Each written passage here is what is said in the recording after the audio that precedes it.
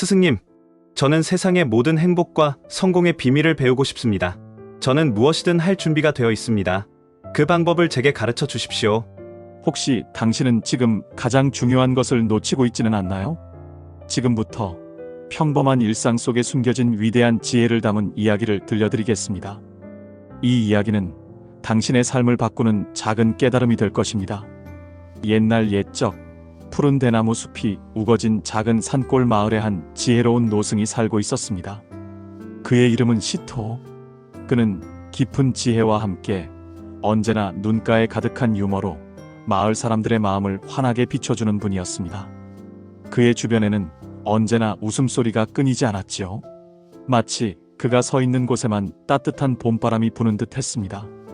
어느 날 젊고 열정 가득한 제자 샘이 스승을 찾아와 간절한 목소리로 물었습니다.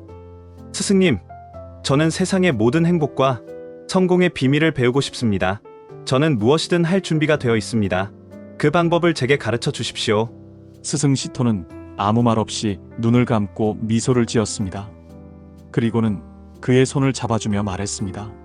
좋다, 젊은이여. 하지만 그 전에 아주 간단한 일을 먼저 해야 한다. 지금 당장 저 아래 시장에 가서 내가 본 것 중 가장 크고 둥근 수박을 하나 사오너라. 그리고 그 수박을 머리에 이고 절대 손을 대지 않은 채 이 산길을 걸어 집까지 돌아오는 것이다. 떨어뜨리지 말고 무사히 가지고 오너라. 샘은 의아했지만 스승의 지혜를 믿었기에 망설이지 않았습니다. 그는 시장으로 향했고 그곳에서 정말로 크고 묵직한 수박을 골랐습니다. 그는 이 거대한 수박을 머리에 조심스럽게 올려놓고 온몸의 신경을 곤두세웠습니다. 이제 이 둥근 수박은 그에게 가장 중요한 과제가 되었습니다. 마을 어귀를 지나는 순간 사람들의 시선이 일제히 샘에게로 향했습니다.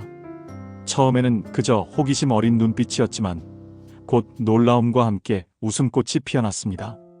어떤 아이는 깔깔거리며 손가락으로 샘을 가리켰고 어떤 장사꾼은 배를 잡고 웃었습니다. 어떤 늙은 아주머니는 고개를 절레절레 흔들며 아이고, 저 젊은이가 어쩌다 저리 되었을꼬. 하고 딱한 표정을 짓기도 했죠.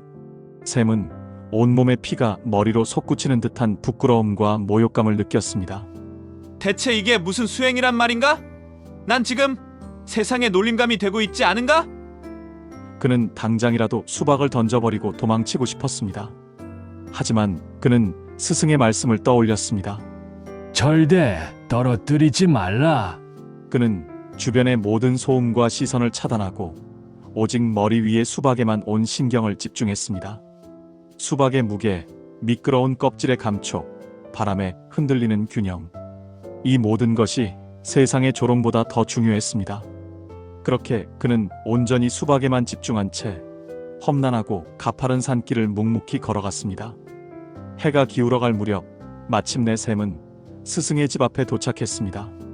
수박은 흠집 하나 없이 온전했고 그의 등은 땀으로 흥건했습니다.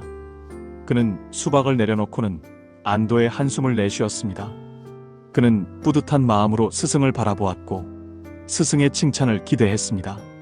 그런데 스승 시토는 그 모습을 보고는 배를 잡고 한바탕 크게 웃기 시작했습니다. 그의 웃음은 마치 온 세상의 기쁨을 담은 듯 했습니다.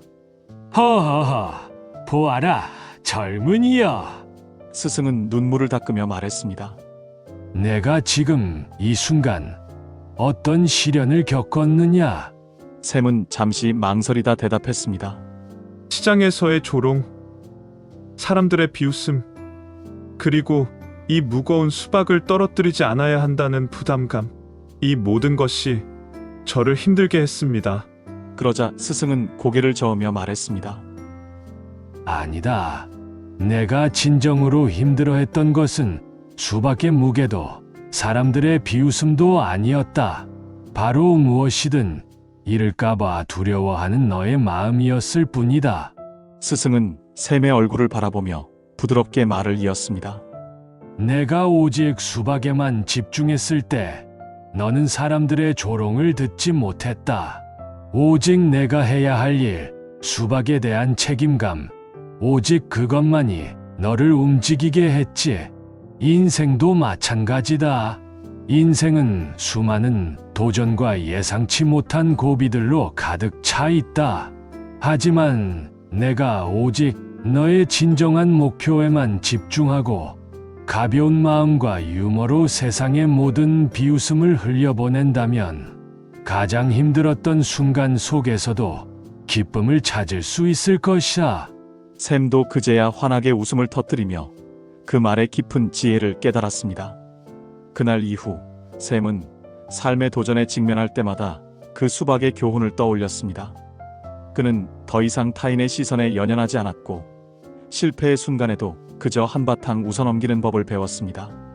수박을 머리에 이고 땀을 흘리며 걸었던 그날의 기억은 그에게 삶의 모든 무게를 가볍게 만들어주는 기적이 되었습니다. 그러니 지금 당신의 삶을 짓누르는 모든 어려움도 너무 심각하게만 바라보지 마십시오. 유머와 가벼운 마음으로 삶을 대하십시오. 그러면 당신의 인생은 웃음과 성공이 가득한 즐거운 모험이 될 것입니다.